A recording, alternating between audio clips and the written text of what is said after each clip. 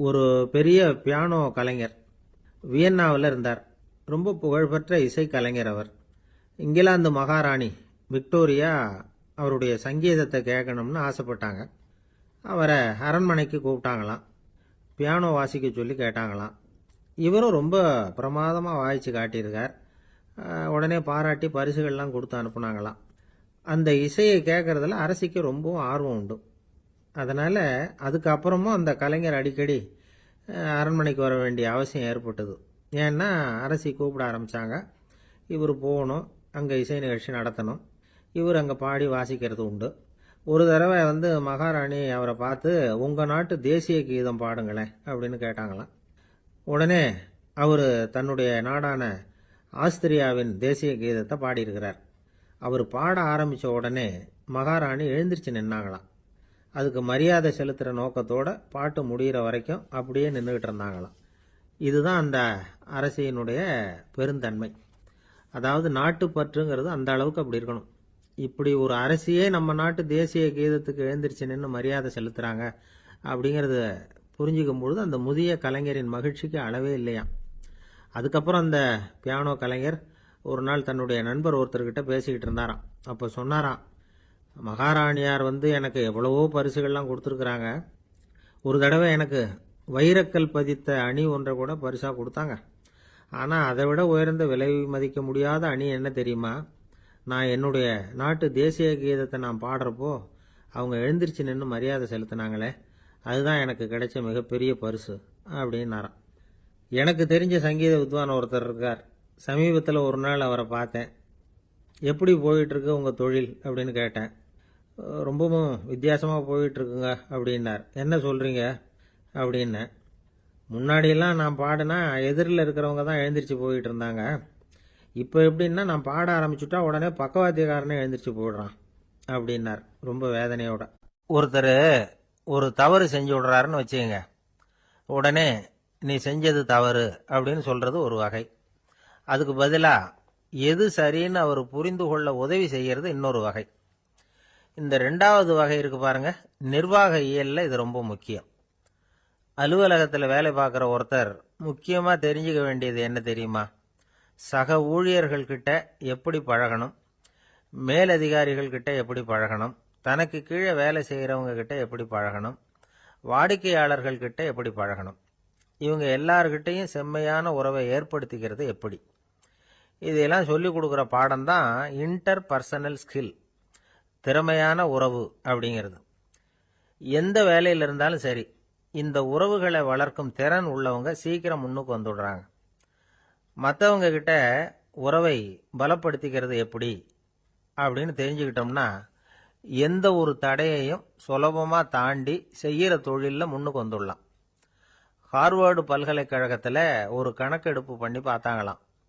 பார்க்குற வேலையில் எது மாதிரி குணாதிசயம் உள்ளவங்க வேகமாக முன்னுக்கு வர்றாங்க அப்படின்னு தெரிஞ்சுக்கிறதுக்காக இந்த கணக்கெடுப்பு.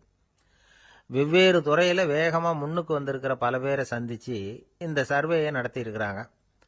அவங்க கண்டுபிடிச்சி சொல்லியிருக்கிற உண்மை என்ன தெரியுமா? ஒருத்தர் ஒரு வேலையில் இருந்தால் அது சம்பந்தப்பட்ட சப்ஜெக்ட் பற்றிய அறிவு 35% இருந்தால் போதுமா. ஆனால் உறவுகளை வளர்க்கக்கூடிய திறன், இன்டர் பர்சனல் ஸ்கில்லு 65% வேணும். இப்படி உள்ளவங்க சீக்கிரம் முன்னுக்கு வந்துடுறாங்களாம். அதனால் ஒருத்தருக்கு வேலை சரியாக புரியலைன்னா கூட விவரமாக மற்றவங்க கிட்ட பழகிறது எப்படின்னு புரிஞ்சால் போதும், அவர் முன்னுக்கு வந்துடலாம்.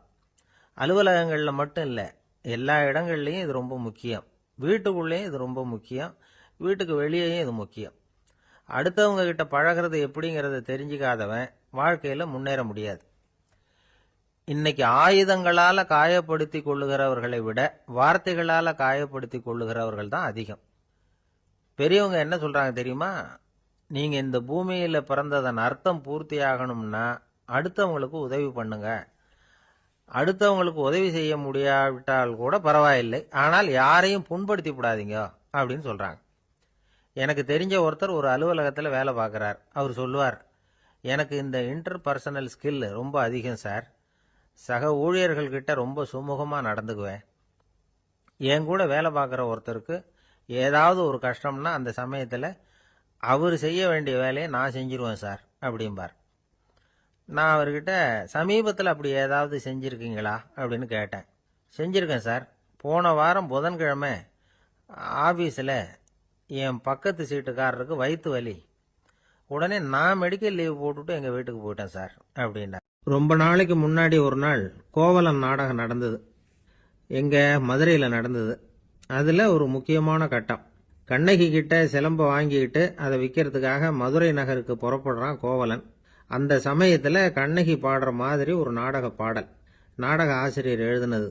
அது என்ன பாட்டுன்னா, மா பாவியோர் கூடி வாழும் மதுரைக்கு மன்னா போகாதீர் என்று அப்படின்னு ஆரம்பிக்கும் அந்த பாட்டு. இதுதான் அந்த பாட்டு. இதை கண்ணகி மேடையில் பாடின உடனே கூட்டத்தில் சலசலப்பு. நம்ம ஊர்லேயே நமக்கு முன்னாடியே நின்றுக்கிட்டு மா பாவியோர் கூடி வாழும் மதுரை அப்படின்னு சொல்கிறாங்களே, என்ன தைரியம் அப்படின்னு எல்லாம் குழப்பம் பண்ண ஆரம்பிச்சிட்டாங்க. மக்கள் சத்தம் போட ஆரம்பிச்சிட்டாங்க. எதிர்ப்பு குரல் அது பாட்டுக்கு வர வர அதிகமாக போட்டுது. கொண்டுகிட்டு வா அந்த நாடக ஆசிரியரை, எழுதுனது யார் அப்படின்னு ஒரே சத்தம், கூச்சல். வேற வழி இல்லை.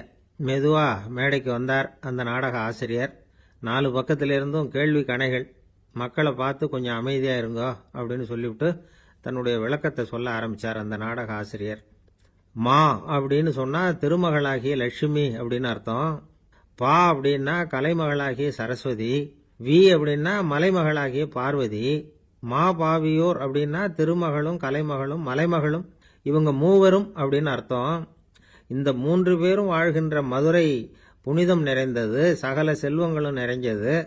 அப்படிப்பட்ட ஊரில் நான் அணிந்து கொள்ளும் இந்த சாதாரண சிலம்பை யார் வாங்கிக்குவாங்க அப்படிங்கிற எண்ணத்தோடு தான் கண்ணகி அப்படி சொல்கிறா. அதை நினச்சி தான் நான் எழுதினேன். ஆகவே மதுரையை ரொம்ப சிரமப்படுத்தணும், ரொம்ப மோசமாக எழுதணும் அப்படிங்கிற எண்ணம்லாம் எனக்கு கிடையாது. பெருமைப்படுத்தணும்னு நினச்சி தான் அப்படி எழுதினேன் அப்படின்னு விளக்கம் கொடுத்தாராம். இந்த விளக்கத்தை கேட்டதும் எல்லாரும் ரொம்ப சமாதானம் ஆயிட்டாங்களாம். இப்படி விளக்கம் கொடுத்த அந்த நாடக ஆசிரியர் யார் தெரியுமா? அவர் தான் தமிழ் நாடக உலகின் முதல் ஆசான் சங்கரதாஸ் சுவாமிகள். அவருக்கு நகைச்சுவை உணர்வும் அதிகம். 1920ஆம் ஆண்டு திருநெல்வேலியில் அவர் தங்கியிருக்கிறார் நாடகம் நடத்துறதுக்காக. அவர் தங்கியிருந்த வீட்டில் கொசு மூட்டைப்பூச்சி அதிகமாக இருந்திருக்கு. அவரால் தூங்கவே முடியல. அவர் அனுபவித்த தொல்லைகள் ஒரு பாட்டாக உருவாச்சு. வேடிக்கையாக ஒரு பாட்டு எழுதினாராம். மூட்டையும் கொசுவும் ஒரு வீட்டிலே மீட்டிங் போட்டால் முன்னே நிற்க யாரால் முடியும்? கொசு மோகன ராகம் போல சத்தம் போட்டு முன்னே நின்று செய்திடும் யுத்தம். இதை மறுநாள் நாடகத்தில் கோமாளி வேஷம் போட்ட ஒரு சிறுவனை விட்டு பாட வச்சிருக்காரு. எல்லாரும் சிரித்து ரசிச்சாங்களாம். சங்கரதாஸ் சுவாமிகள் கல்யாணமே பண்ணிக்கல, துறவி மாதிரியே வாழ்ந்திருக்கார். தமிழ் நாடக கலைக்கு தன்னையே அர்ப்பணம் பண்ணிட்டவர் அவர். 1922 நவம்பர் மாதத்தில் ஒரு நாள் புதுச்சேரியில் அவர் வாழ்க்கை முடிஞ்சுது. அப்போ அவருக்கு வயசு 55. சங்கரதாஸ் சுவாமிகள் நாடக ஆசிரியர் மட்டும் இல்லை, மேடை நாடக இயக்குனர், தயாரிப்பாளர். அவரே ஒரு சிறந்த நடிகர். ஒரு தடவை சாவித்திரி நாடகத்தில் இவர் யமதர்மனா வேஷம் போட்டு நடிச்சிருக்கிறார். நாடகம் பார்த்துக்கிட்டு இருந்த கருவுற்ற ஒரு பெண்மணிக்கு பயத்தினால அங்கேயே குழந்தை பிறந்துட்டு தான். அந்த நிகழ்ச்சிக்கு அப்புறம் இவர் இந்த வேஷம் போடுறப்போலாம் ஜனங்களுக்கு முன்கூட்டியே எச்சரிக்கை கொடுக்க ஆரம்பிச்சிருவாராம். அதாவது அப்படி யாராவது பயப்படுறவங்க இருந்தால் கொஞ்சம் கண்ணை மூடிங்க அல்லது எழுந்திரிச்சு போடுங்கன்னு. நடிப்புன்னா அப்படில இருக்கணும். இந்த காலத்தில் நடிகர் ஒருத்தர் சொன்னார், சார் நான் இந்த நாடகத்தில் நடிக்கிறப்போ முகத்தில் நவரசங்களையும் காட்டி நடித்தேன், உணர்ச்சிகளை எல்லாம் நல்லா காட்டி நடித்தேன். அப்படி இருந்தும் ஜனங்கள் கல்லை எடுத்து மேடையில் வீசிவிட்டாங்க சார் அப்படின்னார். நாடகத்தில் உங்களுக்கு என்ன வேஷம் அப்படின்னு கேட்டாங்க. அது செத்து கிடக்கிற பணமாக நடித்தேன் சார் அப்படின்னார். ஒரு தெருவில் சில சிறுவர்கள் விளையாடிக்கிட்டு இருந்தாங்க. ஏதோ ஒரு உயரமான கல்லை நடுத்தெருவில் வச்சு அதை சுற்றி சுற்றி ஓடி வந்துக்கிட்டு இருக்கிறாங்க. அது என்ன விளையாட்டோ அவங்களுக்கு தான் தெரியும். கொஞ்ச நேரம் அப்படி விளையாடிக்கிட்டு இருந்தவங்க விளையாடி முடிச்சதும் அந்த கல்லை நடுத்தெருவில் அப்படியே விட்டுட்டு அவங்கவுங்க வீட்டுக்கு ஓடி போட்டாங்க. அதுக்கப்புறம் அந்த வழியாக 2 பெண்கள் பேசிக்கிட்டே வந்தாங்க. பேச்சு சுவாரஸ்யத்தில் நடுத்தெருவில் இருந்த அந்த கல்லை கவனிக்கல. காலில் இடிச்சுட்டுது, லேசாக ரத்தம் வந்துட்டுது, வலி தாங்கலை. காலில் இடிச்சுக்கிட்ட பொண்ணு திட்ட ஆரம்பிச்சுட்டுது. வர வர ஊர் உலகம் ரொம்ப கெட்டு போச்சு, யாருக்கும் பொறுப்பே கிடையாது பாரு, இப்படி நடுத்தெருவில் பொறுப்பு இல்லாமல் இப்படி கல்லை போட்டு வச்சிருக்கிறாங்களே, இது நியாயமா அப்படின்னு சொல்லி இந்த சமூகத்தை கடுமையாக விமர்சனம் பண்ணிக்கிட்டு அவங்க போயிட்டாங்க. கொஞ்ச நேரம் கழித்து ஒரு வாலிபன் அந்த வழியாக வந்தான். அந்த கல்லை பார்த்தான், நின்னான். ஒரு நிமிஷம் யோசனை பண்ணான். என்ன பண்ணலாம்னு பார்த்தான். தன்னுடைய வீரத்தையும் பலத்தையும் காட்டணும்னு நினைச்சான். பின்னாடி போனான். அப்புறம் வேகமாக ஓடி ஒரு சின்ன ஹை ஜம்ப், அப்படியே துள்ளி குதிச்சான். துள்ளி குதிச்சு தாண்டி அந்த பக்கமாக போய் விழுந்தான். அப்படியே விசில் அடிச்சுக்கிட்டு அவன் பாட்டுக்கு நடந்து போகிறான். அடுத்தபடியா ஒரு காதல் ஜோடி அந்த வழியா வந்தது. நடுத்தெருவுல கண்ணுல பட்டது. அவங்க 2 பேரும் ரொம்ப நெருக்கமா சேர்ந்து வந்துகிட்டு இருக்கிறாங்க. நடுவுல கல் இருக்கிறதுனால கொஞ்ச நேரம் 2 பேரும் விலகி மறுபடியும் இந்த பக்கம் வந்து சேர்ந்து போகணும்.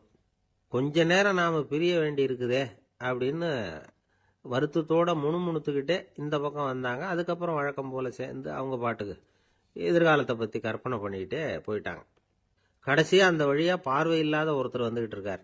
அவர் கையில வழக்கமா வச்சிருக்கிற அந்த ஊன்றுகோல், கையில இருக்கிற அந்த ஊன்றுகோலால தனக்கு முன்னாடி அப்படியும் இப்படியும் அப்படியே தட்டிக்கிட்டு பார்த்துக்கிட்டே அவர் மெதுவா நடந்து வந்துகிட்டு இருக்கிறார். வழியில இருக்கிற அந்த கல்லு தட்டுப்பட்டது. உடனே நடுத்தெருவுல ஒரு கல் இருக்குங்கிறத அவர் புரிஞ்சுக்கிட்டார். உடனே குனிஞ்சார். அந்த கல்லை தடவி பார்த்து எடுத்தார். தெரு ஓரமா கொண்டுட்டு போய் போட்டார். அதுக்கப்புறம் அவர் பாட்டுக்கு அவர் வழியில நடந்து போனார். இப்போ இதுல பல பேர் வந்தாங்க போனாங்க.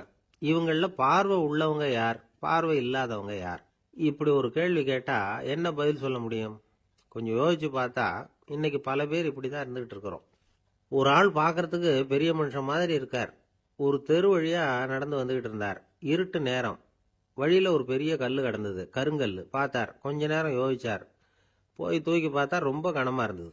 இன்னொரு ஆள் சேர்ந்தாதான் தூக்க முடியும்.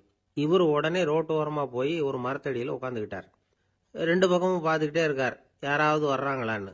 கொஞ்ச நேரத்துல ஒருத்தர் வந்தார். இவருக்கு தெரிஞ்சவர். என்னங்க இந்த நேரத்துல இங்க உட்காந்துருக்கிறீங்கன்னு கேட்டார் அவர். அதோ அந்த கருங்கல் அப்படின்னு சுட்டி காட்டினார். ஓ, அதை தூக்கி ஓரமா போடணுமா? வாங்க 2 பேரும் தூக்கலான்னார் வந்தவர். நான் அதுக்காக உட்காந்துருக்கலேன்னார் இவர். பின்ன வேற எதுக்காகன்னார் அவர்.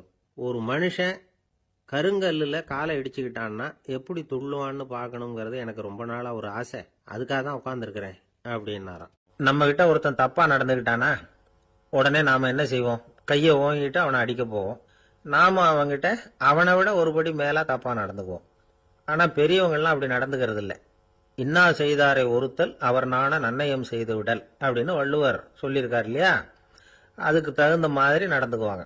பாயசித் விஸ்தாமிங்கிறவர் ஒரு பெரிய ஞானி. அவர் ஒரு நாள் ராத்திரி ரொம்ப நேரம் மசூதியில் இருந்துட்டு வீட்டுக்கு திரும்பி வந்துகிட்டு இருக்கிறார். வழியில ஒரு குடிகாரன்.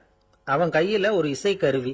அதை கண்ணா பின்னான்னு மீட்டிக்கிட்டு வாய்க்கு வந்தபடியே என்னத்தையோ பாட்டுன்னு நினைச்சுக்கிட்டு பாடிக்கிட்டு அவன் பாட்டுக்கு கிடக்குறான் வழியில. அதோட இருந்தாலும் பரவாயில்ல, அந்த பக்கமா வழியில போறவங்க வர்றவங்களை எல்லாம் பார்த்து கண்ணா பின்னான்னு திட்டிக்கிட்டு இருக்கிறான், ரொம்ப வளர்க்குறான். பாயசித் பிஸ்தாமிங்கிற அந்த பெரியவர் அந்த வழியா போறார்.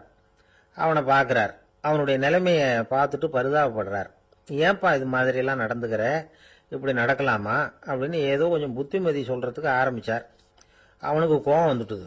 கையில வச்சிருந்த வாத்திய கருவி அதால ஓங்கி அந்த பெரியவர் தலையில ஒரு அடி கொடுத்தான். ரத்த காயம் ஏற்பட்டு போச்சு. அவன் கையில இருந்த இசை கருவியும் அடிச்ச வேகத்துல 2ஆ உடைஞ்சு போச்சு. அவ்வளவு வேகமா அடிச்சிருக்கான். இவ்வளவு தூரத்துக்கு நடந்து போச்சுல்ல, அந்த மாபெரும் ஞானி வாயை திறந்து ஒரு வார்த்தை கூட பேசல.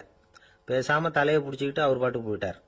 மறுநாள் அந்த பெரியவர் என்ன பண்ணார் தெரியுமா?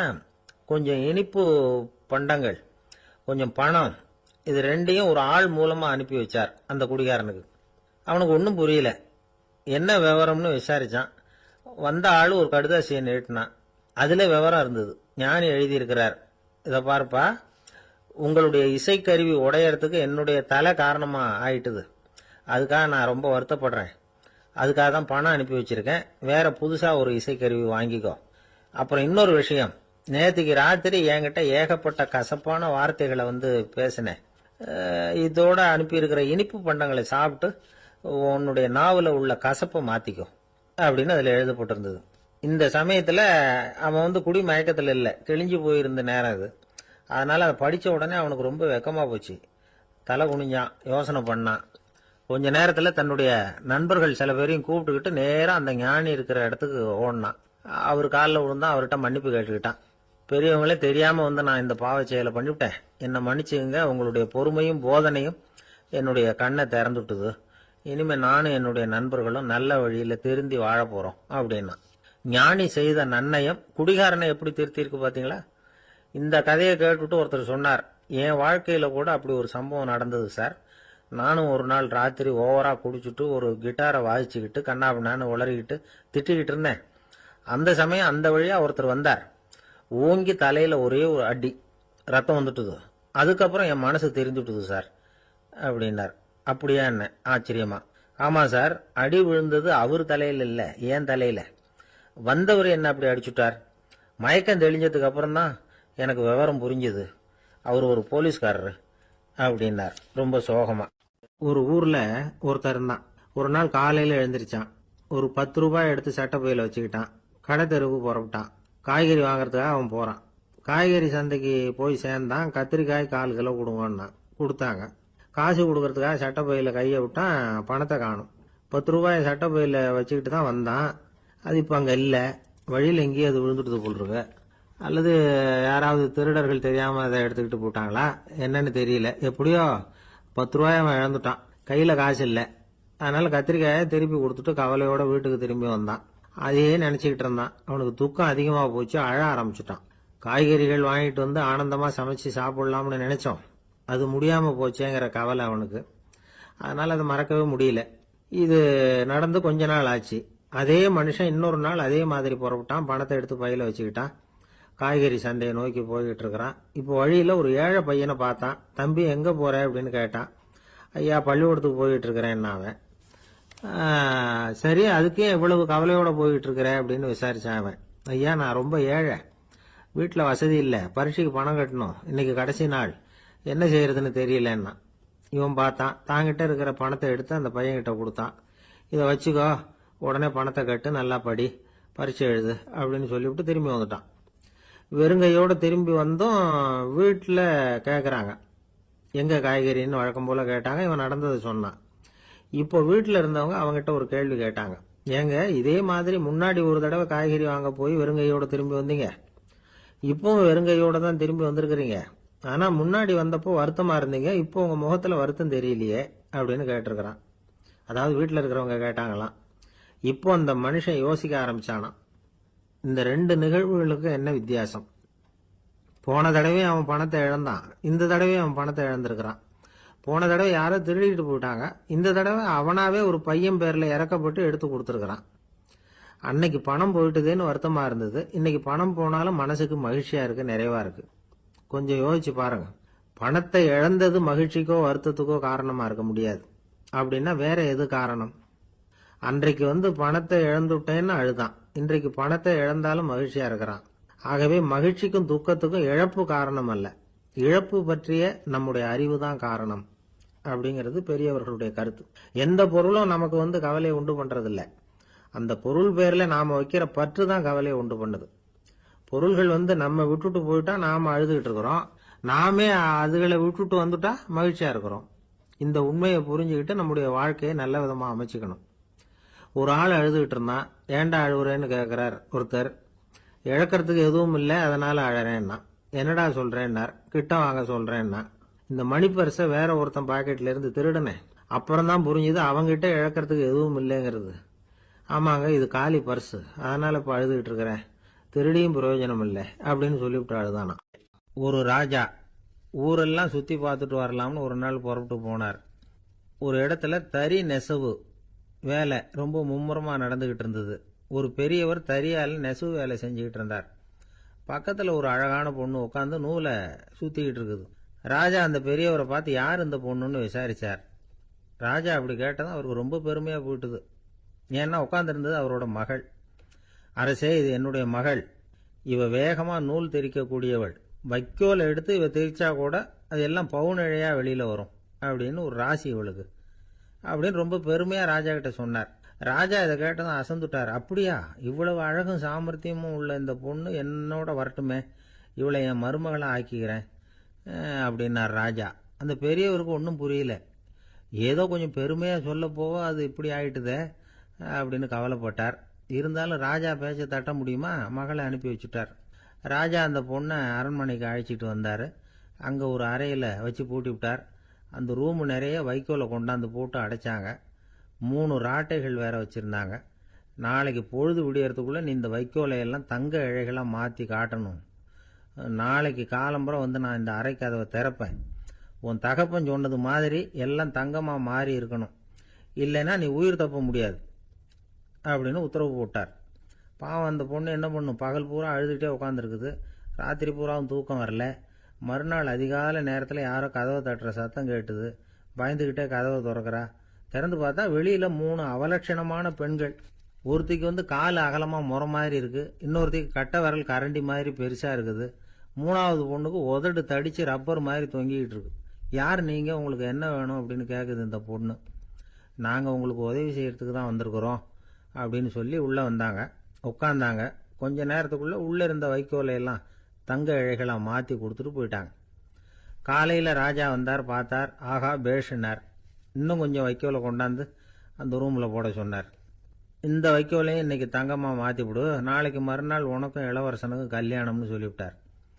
இன்னைக்கு ராத்திரி அந்த 3 பொண்ணுங்களும் வந்தாங்க, வைக்கோலை பொண்ணு இழைகளாக மாற்றினாங்க, புறப்பட்டாங்க. இந்த பொண்ணு அவங்க காலில் விழுந்து வணங்கினா. என் உசுரை காப்பாற்றினீங்க, உங்களுக்கு நான் என்ன கைமாறு செய்ய போகிறேன் அப்படின்னா. பயப்படாத, நீ விரும்பினா எங்களுக்கு ஒரு உதவி செய்யலாம். உன்னுடைய கல்யாணத்துக்கு நாங்கள் 3 பேரும் வரோம்.